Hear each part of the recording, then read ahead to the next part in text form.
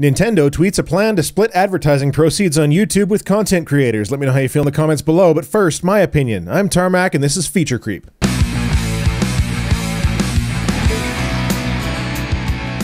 Alright, I love Nintendo and I have for many years. Tried and true game formula, consistent characters, and a level of game quality that is always high. But recently their corporate Twitter account stated that the company was going to allow YouTubers to receive a revenue split for this content. This Feature Creep's a little bit long, so stick around if you can.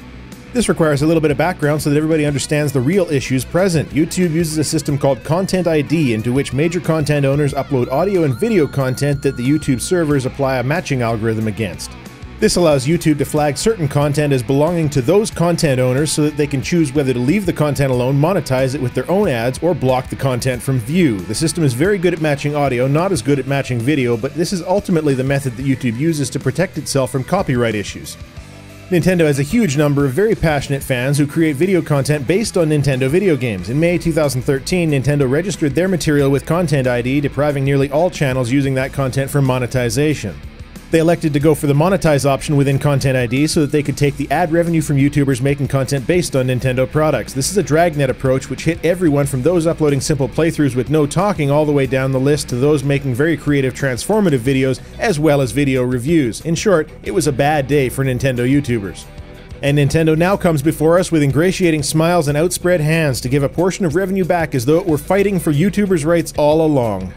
Let's start with the reviewers. This is an entire arm of the fair use legal defense to protect media and individuals from corporate influence and punishment in the review of products on the market. Nintendo has zero legal right to the earnings of these people, yet the YouTube system doesn't discriminate and will do as it's told.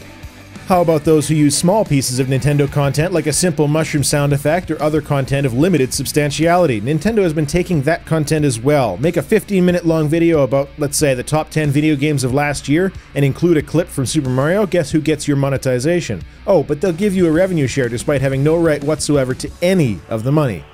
What about gaming with your friends, playing a Nintendo game and recording the game sessions? You've got a following on your channel and people come by because of the banter, the character, and entertainment provided by the people. A Nintendo game goes into the machine and guess what? It doesn't matter why those people are there watching, that revenue doesn't belong to you, but Nintendo will share it. Content ID is a scattershot system. It has never been a fair system because the whole purpose is to protect content owners on a grand scale. It can't handle intricacy and doesn't technically have to follow fair use as YouTube is a private platform, but also because video game content has never been tested in court, so we have no precedent anyways. And for every creative video producer, there's one who records their gameplay with no added value and uploads hundreds of Let's Play episodes for a few free bucks. Nintendo is clearly of the attitude that all content creators are equally detrimental and must be treated as such. We don't yet know how much the revenue share is, but unless it's in the area of 90% for the content creator, I see a problem. Frankly though, I don't think Nintendo deserves a wooden nickel out of the whole deal. Why? Well, let's talk about the practical side of this. Here's why this is happening now. Nintendo enabled Content ID, which takes 100% of all revenue. By doing this, they got to actually watch just how many people were viewing those videos. They also got to watch as fewer and fewer videos went up. I'd be willing to bet that the revenue has dropped in the last year. So they got scared, not just that their free marketing was starting to taper down, but that they were now losing money as well. Then YouTube sent out a message to Content ID accounts, which has been happening lately. The Content ID system has been undergoing a rework over the last while to enable YouTube to provide a music mashup revenue share service. This is a revenue share ability that Content ID did not previously have.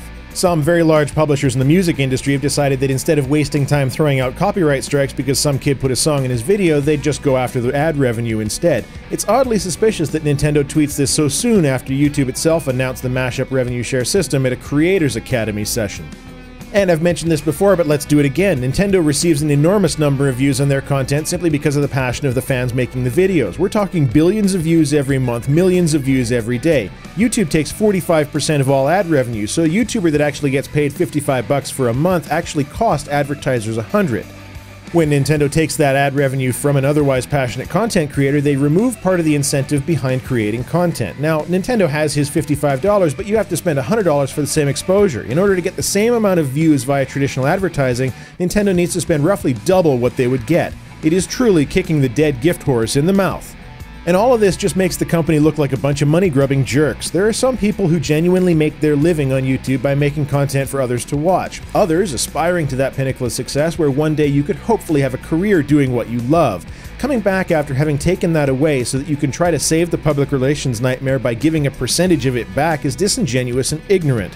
and it's a stark example of how out of touch Nintendo is when you look at the list of video game companies who have no problems with YouTubers making money from their games. A link to one such list is in the description so you can see just how alone Nintendo is in this view. I'm just tired of the legitimacy fight. Game video content creators are here to stay. In my view, many video creators have every right to make that content, and the game creators don't have the right to take it away. However, even in the current YouTube world where they have the ability to take it away, they don't use that ability because the value in free advertising far outweighs any other options. Nintendo needs to get with the times. The Wii U is already doing terribly, and the company needs all the help it can get. Stepping on their fans in this way probably isn't the best way to work towards a successful future. That's all I have to say. Tarmack out.